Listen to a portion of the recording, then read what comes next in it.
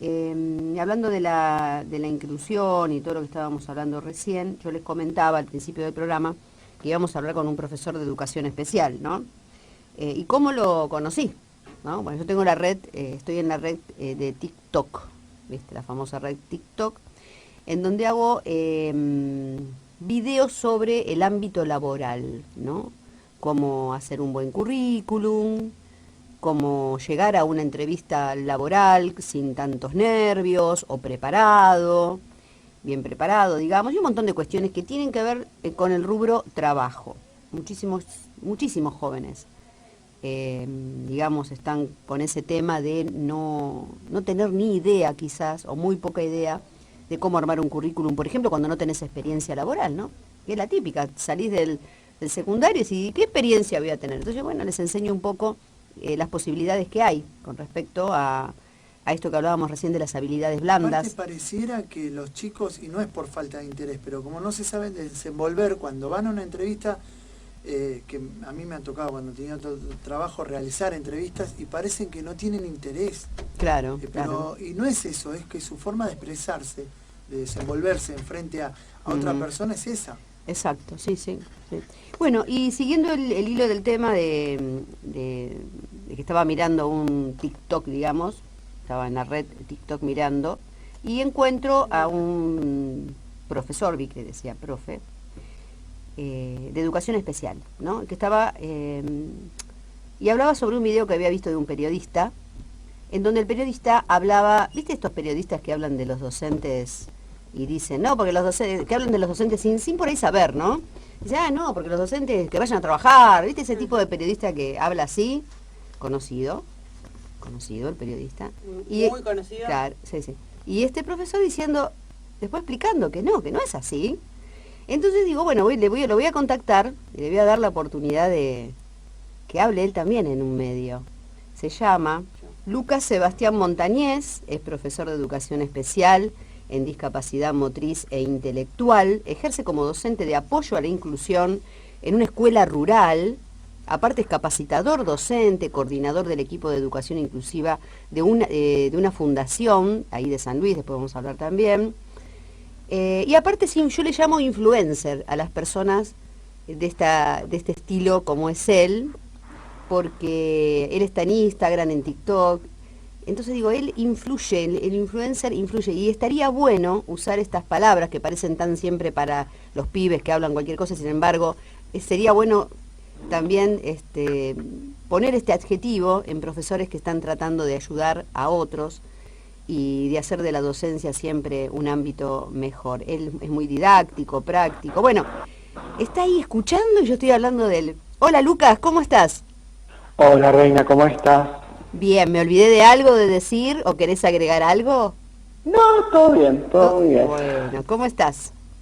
Muy bien, gracias a Dios. Acá ya en mi lugar de trabajo, porque a las 5 tengo taller. Claro, Así que, bueno, muy bien. Vamos a hablar en este tiempo. Le contaba a la gente cómo te conocí. Sí. Y que fue una situación en donde, claro, los docentes que no tienen un micrófono en un medio de comunicación, les da bronca. Y a mí también yo me río un poco, pero digo, qué poco saben del trabajo docente algunos periodistas, ¿no, Lucas? Sí, tal como, bueno, ante todo saludar a toda tu audiencia y gracias por este espacio.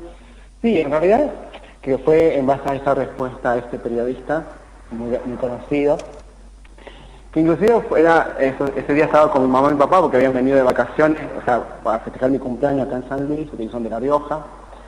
Y cuando vi eso, primero me causó risa, como dijiste vos, me causó muchísima risa, pero le digo a mi mamá y mi papá, no, yo no puedo quedarme callado, porque muchas veces siempre nos desvalorizan, nos pisotean, hablan por hablar sin conocer la tarea docente, pero como también siempre digo, en todas las profesiones hay muy buenos, hay muy malos, y más o menos, pero no podemos poner todos siempre en la misma bolsa. Entonces, bueno, ese TikTok lo grabé delante de mi mamá y mi papá, y mi mamá rezaba, ay, que te no regalate un problema. Mi papá, vos dale. Y después mi mamá, cuando escuchó todo lo que dije, dice, sí, hijo, tenés razón, y bueno, ahí empezamos a hablar de que a veces es muy lindo detrás de un micrófono poder opinar de algo sin saber o no conocer. Claro. Que tampoco es necesario que conozcan todo, ¿no? Pero yo creo, como lo dije en ese TikTok, que un buen periodista, antes de dar una noticia, se tiene que informar, tiene que investigar. Y lo mismo nos pasa a nosotros. O sea, uno como docente, cuando va a dar un tema, prepara previamente cómo va a dar el tema, si la forma que lo voy a dar los chicos lo van a entender, si el material que voy a utilizar va a ser adecuado o no. O sea, entonces más que todo, mi respuesta siempre es el respeto, ¿no? Explicar qué es lo que eran las reuniones institucionales. Bueno, el nombre de reunión institucional en cada provincia, en cada distrito es diferente, con el nombre que tiene. Acá en San Luis, y bueno, yo soy también de La Rioja, se llama reuniones institucionales, donde nos reunimos todos los docentes, que son 4 reuniones al año. Acá en Buenos Aires también, le llaman las EMI, ¿no? EMI. Sí, algo así creo que escuché. Porque tengo varios colegas amigos que conocí a través de las redes sociales, ya sea por TikTok, Instagram o Facebook, que uno se va enriqueciendo de las experiencias de los demás y hablábamos sobre esto, ¿no?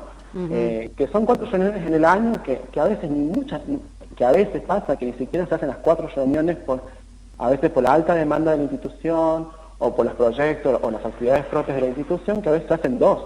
Por ejemplo, en mi escuela rural, si llegamos a 4 en el año, creo que es muchísimo, porque aprovechamos tanto el tiempo con los chicos, sobre todo en la ruralidad, que no hacemos perder ese día de clase por el tema de una reunión. Entonces siempre son 2 reuniones y el resto son reuniones virtuales. Bueno, al contexto que volvió con esto de la pandemia, tuvimos que adecuarnos a las reuniones virtuales por videollamada de WhatsApp, y uno se va reconstruyendo, ¿no? Lucas, ¿por qué estudiaste educación especial? ¿Por qué te dedicaste a esto? Y estudié educación especial, mira, primero y principal no quería ser docente. Ah, bueno. Partiendo de ahí. O sea, y al final, mirá. Yo cuando era chico, cuando estaba en el secundario, digo, no te quería ser trabajador social o nutricionista. Eran las 2 carreras que a mí me gustaban. Sí. Pero bueno, ya tenía un hermano estudiando en la nueva capital, porque yo soy del interior, de Chetes, y mi papá me decía, mi hijo, yo no te puedo mandar a la capital porque ya tenemos a tu hermano. Bueno. Viendo el contexto en ciudad, qué carreras había, eran todas carreras docentes. Recién empezó la sede universitaria de La Rioja, no me gustaban las carreras, entonces bueno, estudio profesor de historia, que más o menos mi historia me gustaba, pero bueno, tuve 2 años que tuve un accidente, me fui a La Rioja a vivir después de 2 años, después que pasó ese accidente, ¿no? Y me fui por cuestiones de la iglesia, porque yo en ese momento era muy practicante, trabajaba mucho en mi parroquia y estaba en un movimiento. Y de la casualidad de las nada de la vida misma, que yo ya cuestionaba porque le cuestionaba a Dios, ¿no? Y a la vida y a todo el mundo, porque yo no podía estudiar, tenía 23 años y yo no tenía ni una carrera universitaria, no tenía nada, ¿no? Y entonces fui un día a un servicio, a una misa que me habían pedido que vaya, y ese día, en el momento de la paz, una nena con autismo, me conté, me empieza a mirar, y yo digo, no me estoy mirando, a mí solo que es otra persona, y además no la conocía. Entonces, ni seguía insistiendo, entonces bueno, me dio para otro lado, no había nadie, entonces me acerqué, bueno, nos saludamos, entonces digo, fue una experiencia maravillosa.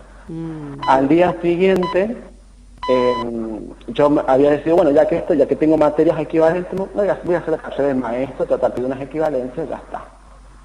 Voy al primero, fui a la catedral primero, y ese día, el evangelio hablaban del paralítico de Bethsaida.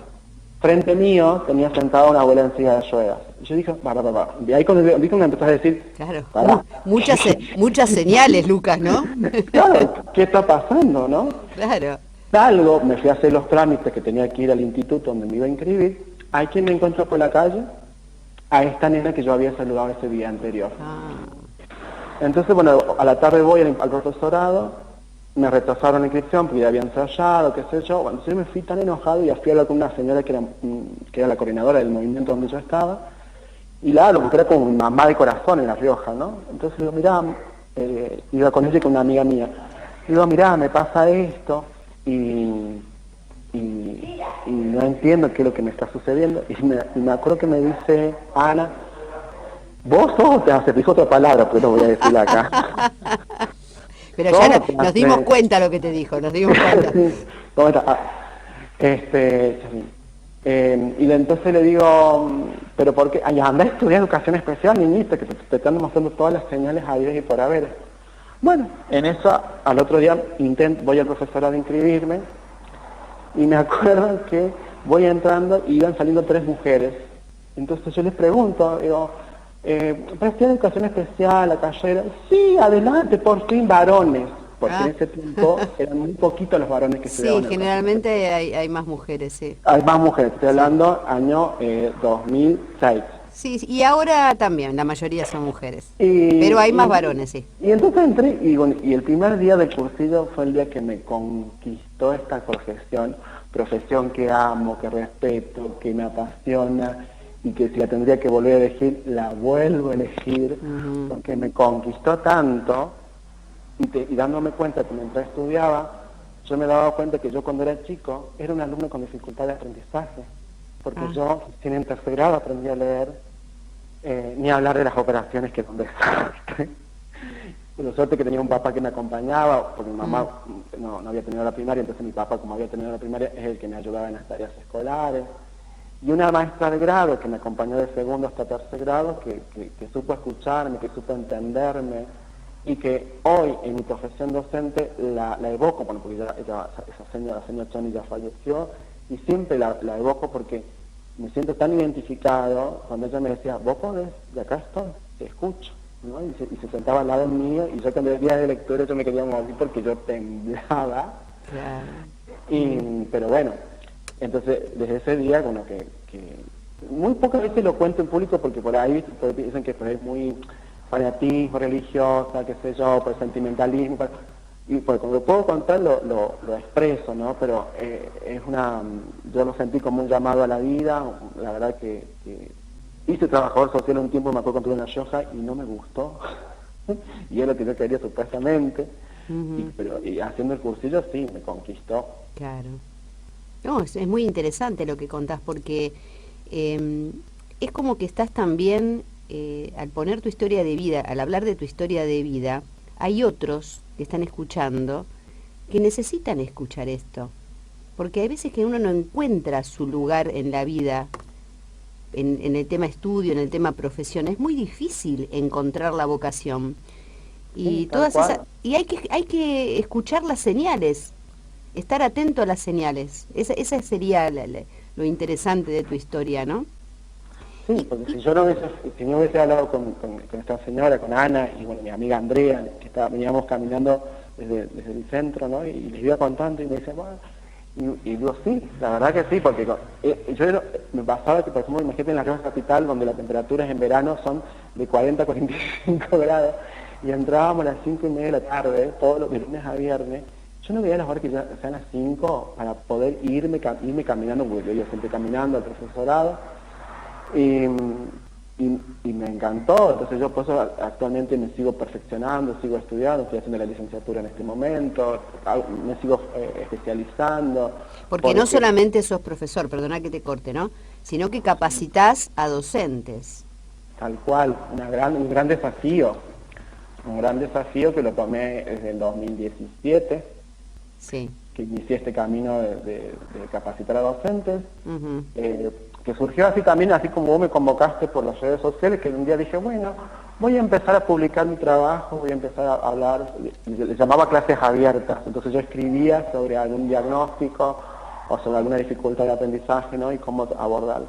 Y de ahí que me convocaron, y bueno, de ahí que no paré en seguir capacitando. En la fundación donde estoy trabajando a la tarde, formo parte del equipo de capacitación, entonces estamos dando constantemente jornadas de formación, no solamente a los docentes, también formamos a las familias, porque a veces, claro, como que siempre en discapacidad todo el conocimiento sabe, erudito, queda en los profesionales. Y las familias que están ahí las 24 horas, que son las que acompañan, que conocen mejor que nadie a sus hijos e hijas, entonces también formamos a las familias en los métodos que trabajamos, en la mirada que tenemos sobre los diagnósticos. Claro. Que es lo que vos en un video de TikTok que hablaba sobre la mirada de la discapacidad, que yo no miro los diagnósticos. A mí cuando me llega ese video que hiciste sobre la mirada que uno debería tener sobre las personas con discapacidad, y hablas de los diagnósticos, que yo pienso exactamente lo mismo y te lo escribí, quiero que lo cuentes, quiero que repitas eso que yo escuché y que deberían, no sé, todo el mundo saberlo.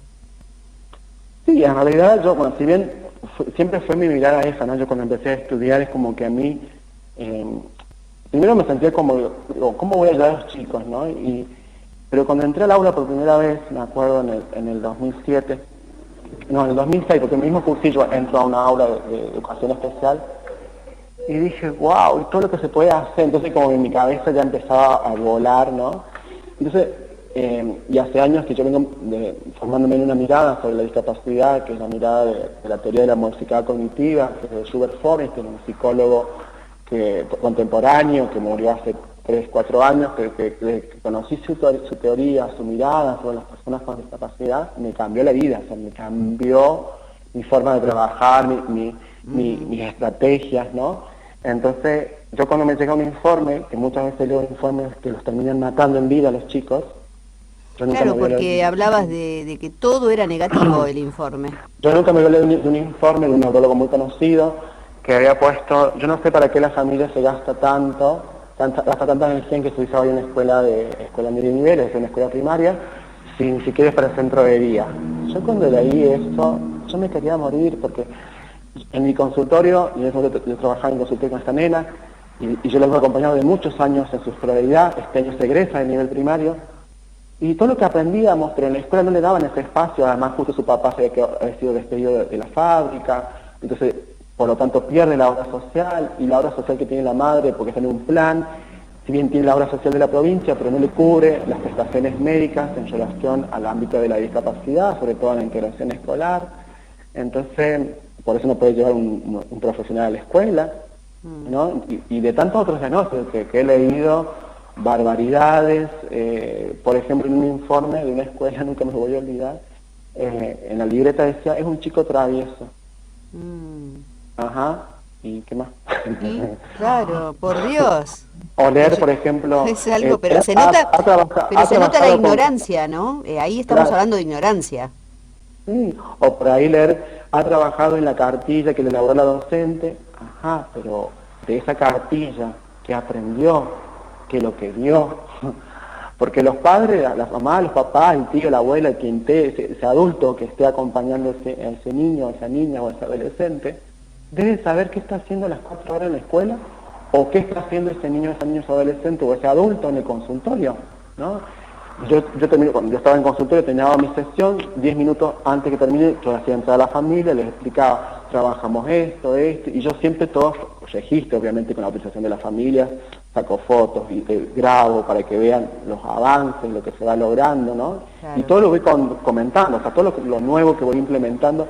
Bueno, esta semana vamos a trabajar de esta forma, así que por favor en casa hagamos esto, y con esto de la pandemia, fue que a mí me permitió también, como yo digo, una de mis frases que siempre digo, que los docentes nos construimos y nos desconstruimos en este tiempo de pandemia. Sí, sí.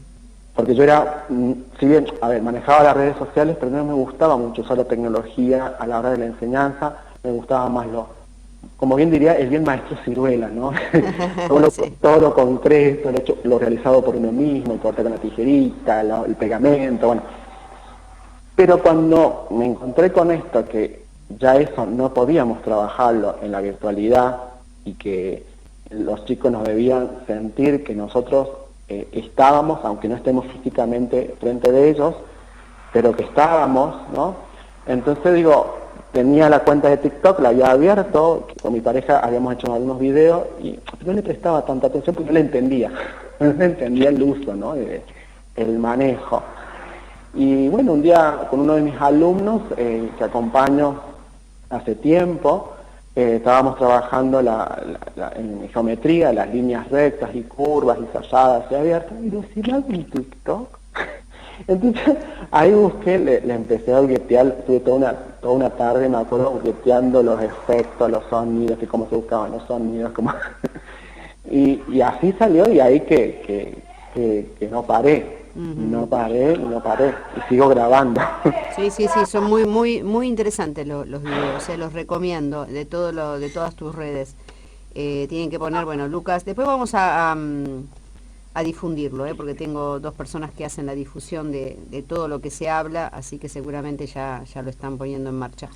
En la Fundación Par 21 de San Luis, Sí. que es una organización sin fines de lucro que trabaja para apoyar a las personas con síndrome de Down y discapacidad intelectual, fortalecen sus capacidades para lograr lo que siempre se quiere lograr de las personas que tengan una autonomía, ¿no? Vos Sí, ahí claro. les enseñás un taller, estás con ellos en un taller que se llama ABD, Actividades de la Vida Diaria, ¿no? Sí, bueno, bueno, ese fue uno de mis grandes desafíos porque hace mucho tiempo que quería dar ABD, pero pasa que como que siempre he trabajado, desde que hace 10 años que ejerzo la docencia, siempre he trabajado con los más chiquititos, niñitos en el jardín, de primaria, y recién ahora estoy viviendo la adolescencia, ¿no? Y bueno, entonces surjo con unas colegas, que son las mismas que son mis compañeras de estudio, de licenciatura y compañeras también en el trabajo, y estudiando, estábamos hablando de los jóvenes, la autonomía, la independencia, la vida adulta. Sí, si damos el taller de ABD, nos miramos los tres, me acuerdo, estábamos en casa de Samantha, y bueno, y ahí empezamos a armar el proyecto. Ujú. Y bueno, por suerte ahora tenemos 12 chicos, 12 personas que son entre adolescentes y Claro. jóvenes adultos, que están divididos en grupos, según las edades. Claro, porque según las las actividades de la vida diaria son precisamente esas habilidades que deben incorporar los chicos, todos, Claro, y con ellos seguramente vos tendrás alguna estrategia especial, diferente, como para que ellos puedan lograr tener su autonomía en estas actividades de la vida diaria, ¿no? sí, tal cual. Por eso digo que fue un gran desafío, porque nos encontramos con adolescentes que ni siquiera se sabían cambiar, no se sabían bañar. Entonces empezamos desde cero. Claro. Y bueno, tenemos otro grupo que, bueno, si bien ya esas habilidades las tiene incorporadas, entonces estamos trabajando más que todo las habilidades sociales que tienen que ver cuando tenemos que ir a hacer alguna compra en algún supermercado, en alguna tienda. Bueno, por ejemplo, hoy vamos a ir a la verdulería, Ah, qué bien, mira. hoy vamos a trabajar la alimentación saludable, entonces los chicos van a ir a la verdulería, van a conocer cómo la clasificación de frutas y verduras, Claro. cuáles son indispensables para Bien su práctico. desarrollo. Sí, Bien práctico. preparándolos para la semana que viene, que tenemos la jornada deportiva acá en un parque, Sí. para que empiecen a incorporar la actividad física. Ajá, que es muy importante también. Lucas, y háblame de la escuela rural, por último, te voy a pedir que me hables de la escuela rural, porque si ya ser docente especial, digamos, por si esto fuera poco, en una escuela rural también. Sí, la verdad que pertenecer a dos modalidades, que si bien una nunca me llamó la atención, como fue la educación especial, porque yo tengo a mi tía que se jubiló como ordenanza de la escuela especial de Chepes, pero nunca le presté atención, ¿no? Ujú. Pero la ruralidad siempre me impactaba, ¿no? Porque mi papá había sido educado en una escuela rural. Yo me acuerdo cuando vivíamos acá en San Luis un tiempo, yo nací acá en San Luis, en un tiempo que mis padres decidieron vivir un tiempo acá. Y para irnos a Chepes nos dejaban en la ruta, no entraba en ese momento el colectivo, ahora sí, por suerte, pero siempre nos parábamos en una escuela rural. Y yo en esa escuela tengo muy buenas memorias, así, flash de memorias, ¿no? De ver cómo se trabajaba, y yo, ¿por qué hay nenes de jardín, de primer grado, en una misma aula? Y esas cosas que no entendía, siendo chico, obviamente, tenía 6, 7 años. Y cuando estudio educación especial, que ahí encuentro la modalidad de educación rural, pero cuando tomo este cargo en el 2015, que a todo esto me tengo que levantar todos los días a las 5 de la mañana para tomar el colectivo a las 6 menos 20, tomo un colectivo para hasta la terminal, y de la terminal me tomo otro colectivo para ya irme nomás a la Florida, que son 47 kilómetros de acá de la ciudad capital, y ver ese otro contexto de la educación, ¿no? Donde por ahí cuando escucho decir, pero yo no puedo porque tengo 35 chicos, yo no puedo dedicar un tiempo para otro nene, y en la ruralidad eso es algo cotidiano, es algo común, ¿no? Donde en un grado tenés 3 grados, donde Claro. en un grado podés tener chicos de diferentes grados y dando diferentes temas. Ujú. Porque yo, por ejemplo, en mi aula que acompaño por el tema del contexto, este año no me dejaron ir aula por aula, porque en mi escuela están todos los chicos integrados, tenemos 11 chicos integrados desde el nivel primario hasta el nivel secundario, y por el contexto de pandemia me obligaron a hacer una aula especial, cosa que estuve totalmente en contra, pero bueno, tenía que respetar protocolos que... ¿Qué tenían que estar en una aula separada? Separados los chicos que no tenían acompañantes externos. Los que tenían acompañantes externos, que eran dos chicos, tenían acompañante, ellos sí podían tener su aula de correspondencia con esa docente que acompañaba externamente, ¿no? Pero como el tema de la ruralidad, que la mayoría no tiene obra social, o tiene la obra social profe, y que nadie quiere trabajar con profe porque esa es otra realidad, porque es una obra social que no paga lo que debe pagar. No paga. Sí. Por Eso pasa, Lucas, mirá acá también, ¿eh? Sí. El tema de los acompañantes. Primero y principal te quería preguntar eso, disculpa que te saque un poquito, ¿no? De lo que estabas comentando, que después seguís. Que el tema de los diagnósticos es algo como incoherente, es como algo ambiguo. Porque por un lado se necesita el diagnóstico para que el chico pueda, o la familia pueda acceder a que su hijo tenga un acompañante terapéutico o pedagógico, ¿no? O el otro, que no me acuerdo, pues dice que tienen distintos nombres en relación al acompañante en la parte motriz, ¿no? Tiene varios nombres. Pero necesita el diagnóstico. Y vos sabés que a veces las mismas colegios le dicen a las familias, bueno, consígale el diagnóstico, así consigue, y aunque el chico no tenga nada o tenga algo, siempre está el diagnóstico de por medio, eso que vos y yo tampoco nos gusta, porque no deja de ser una etiqueta de los chicos, ¿no? Pero se necesita legalmente para otras cosas, ese es el problema. Legalmente, por la burocracia, se necesita el diagnóstico, pero lo que pasa es que hay dos realidades diferentes en las aulas. Una cosa son aquellos estudiantes con diagnóstico de discapacidad, sea de discapacidad motriz, discapacidad intelectual, discapacidad visual o sensorial o auditiva, o los trastornos del desarrollo, que hay entre el TEA. Y otra cosa muy diferente a aquellos estudiantes que tienen dificultades específicas del aprendizaje, que hablamos de discalculia, dislexia, disortografía, disgrafía. Y estos chicos de este grupo, de esta categoría, desde el 2016 las obras sociales los reconocieron que eran niños y niñas y adolescentes que necesitaban de acompañar en lo terapéutico, en lo educativo, porque como no eran diagnósticos de discapacidad, entonces en el 2016 se aprueba la ley de abordaje integral de los sujetos con dificultades específicas de aprendizaje, porque todo lo que hemos tenido en algún momento de nuestra vida, alguna dificultad, que a veces no es necesaria una dislexia, no es necesaria una discalculia, pero que sí tenés alguna dificultad en el razonamiento, te demoras en el tema de la lectura, bueno, acá te está hablando alguien que en tercer grado recién aprendió a leer, pero no por eso me excluyeron, ¿no? Porque me supieron comprender. Entonces, lamentablemente pasa por una parte burocrática necesitar el diagnóstico, pero a veces cuando el diagnóstico llega al aula, ese diagnóstico queda en un cajón. Porque sigo mirando el diagnóstico y no a la persona. Entonces yo en mi escuela, con mis años que yo me saco el sombrero, mis compañeras de trabajo, yo siempre les digo, no lean los informes, ni siquiera los míos, porque si no ya tienen un prejuicio de ese estudiante. Conózcanlo, vean sus gustos, sus intereses, sus capacidades. Yo puedo darte un ejemplo. Por ejemplo, Luciana, que estaba hoy por hoy está en primer año del secundario, una nena con TEA, adolescente con TEA, perdón. Ella contaba en quinto y estaba aprendiendo a multiplicar. La señora se dio cuenta que era muy fanática de Boca, es fanática de Boca, y me dice, Lucas, si hacemos las tablas de multiplicar. Mira, fue idea de ella, y no es maestro especial, no tiene nada, Y me dice, Lucas, hacemos las tablas de multiplicar con las pelotas de fútbol de Boca. Ah, mira. Buena idea. Empezar a diseñar las tablas de multiplicar, y eso fue tan enriquecedor para ella cuando vio eso, vio su equipo de fútbol, que podía aprender con su equipo de fútbol, dijo, wow, y hoy por hoy trabaja muy bien en las operaciones porque fue algo que se captó su atención. Y eso es el perfil del educador especial, ¿no? Que tiene que tener una creatividad, ya de por sí todos los docentes, ¿no? Deben tener mucha creatividad, pero en este caso más todavía, ¿no? Porque tienen que resolver el aquí y ahora, ¿cómo lo hacemos? Y sí, y a veces te pasa que puedes llevar una actividad que supuestamente decís, lo va a hacer, y cuando llegaste al momento, te diste cuenta que no era, y ahí tenés que sacar un conejo de la galera. Claro, sí, me imagino. Y modificar la actividad.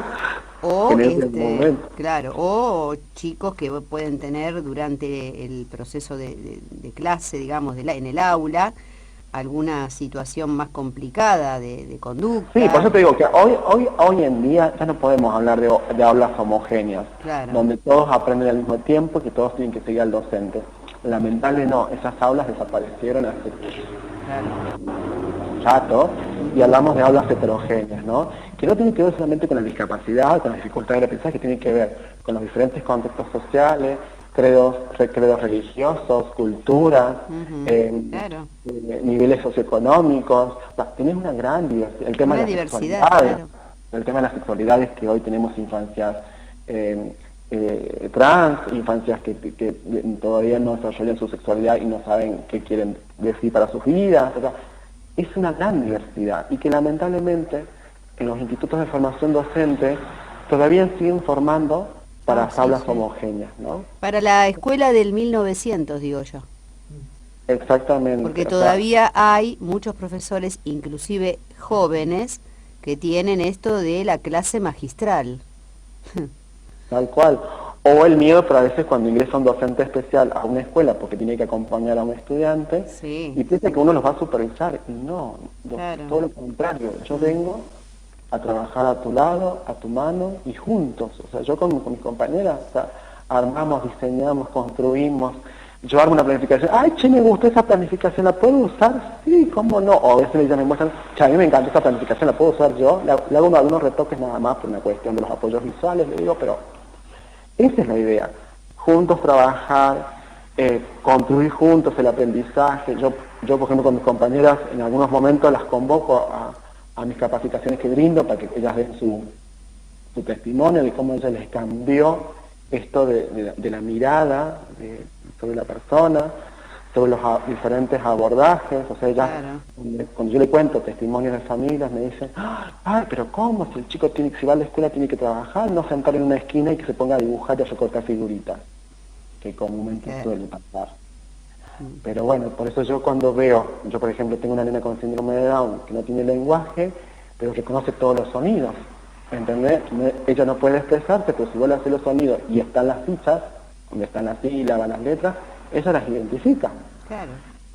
Pero bueno, uno porque tiene porque yo algo que aprendí de una gran psicopedagoga que es Liliana González, ella nos decía que en el acto de educar tiene que haber deseo, ¿no? El deseo de docente, el deseo de enseñar, para que despierten los estudiantes el deseo de aprender, ¿no? Y que ese deseo se alimenta, se autoalimenta. Sí, sí. Muy bueno. Pero bueno, así y por eso, en este contexto de pandemia, me surgió y escribí unas palabras, ¿no? Esta frase que me identifica, que lo pongo siempre en todas mis publicaciones, el estoy con vos, ¿no? Sí. Estoy con vos detrás de una pantalla, estoy con vos a tu lado, aunque estás en tu casa, pero estoy con vos a través de tu mamá, de tu papá, de tu tío, del adulto que te acompañe. Y es esa la realidad, estar a la par y como, o la frase que también tenemos en la fundación, ¿no? Aquí estoy, ¿no? Bueno, muy bien. Te he escuchado atentamente. Me encanta cómo hablas y vamos a difundir todas tus redes porque esto lo tiene que aprovechar todo el mundo. Estás en Instagram, en TikTok, bueno, un poquito más de todo lo que hablamos aquí van a encontrar también en las redes de Lucas, el profe con el cual estamos hablando, de educación especial. Bueno, Lucas, fue un placer, realmente agradecida. Y bueno, andá a atender ahora a los chicos, tenés ahora a las 5 de la tarde, ¿no? Los vas a llevar a la verdulería, dijiste. Ya están llegando. Pero bueno, ante todo agradecerte por este espacio, la verdad que fue una experiencia maravillosa. Lindo con poder compartir, hoy le decía a mis compañeros, acuérdense, tienen que escuchar 9 de la tarde. Ya te nos vas a nacional, internacional, después claro, sí, no. Acá te voy a llamar en el mes que viene, te vuelvo a llamar, digamos, me contás lo que están haciendo. Para cerrar, ¿qué les dirías a la gente en el tema tan importante de cambiar la mirada sobre, ya sea niños, adolescentes y adultos que tienen alguna otra condición, digamos así? Sí, más que todo, primero hablar con propiedad, no hablar términos que tienen que ver con el romanticismo, esto de hablar de los angelitos, de los pobrecitos, de las capacidades diferentes, no, eso, hablar de la persona con discapacidad, que es el término correcto y el adecuado, pero sobre todo hablar, caminar, construir con esa persona que está al lado mío, que tiene un nombre y un apellido, que tiene una historia de vida, que tiene intereses, que tiene una proyección de futuro. Hablar con la persona, construir con la persona, ¿no? Es eso. Hablar, si sé que se llama María, bueno, es María, si es Pedro, si es Juan, si es Andrea, es la persona. Y el diagnóstico, los chicos, las personas con discapacidad saben de su diagnóstico, saben sus limitaciones, saben sus posibilidades, y no hace falta que siempre tenga que estar remarcando siempre lo que no puede. Entonces, y mirar la mirada por las fortalezas, ¿no? Por lo que sí puede. Totalmente. Y siempre decir, acá estoy, y estoy con vos. Estoy con vos. Bueno, Lucas, un abrazo enorme, muchísimas gracias y hasta la próxima. Reina. Un beso a los chicos, gracias. Un beso Bueno, a los se lo han chicos. dado. Muchas gracias. Chau.